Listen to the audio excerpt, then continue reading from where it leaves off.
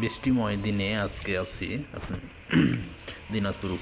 দিনাজপুর জেলার বিরামপুর উপজেলার থেকে 2.5 থেকে 3 কিলোমিটার হবে আর কি, ঠিক পশ্চিম দিকে মুন্নাপাড়া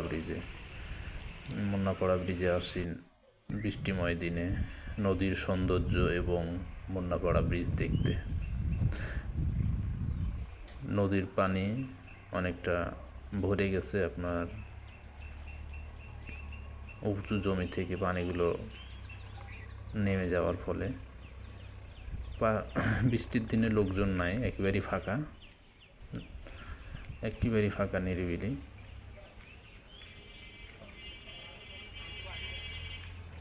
কাঠের ব্রিজেও লোকজন নাই, আপাতত ফাঁকা।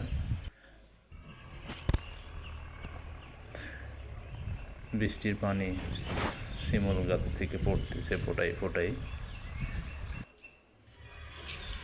চুপচাপ নিরিবিলি আজকে পার্কটায়।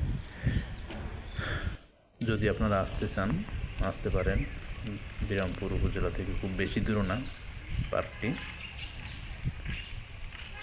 ব্যাটারি চালিত অটোরিকশা যোগে আপনারা আসতে পারেন। ধন্যবাদ সবাইকে, ভালো থাকবেন, সুস্থ থাকবেন।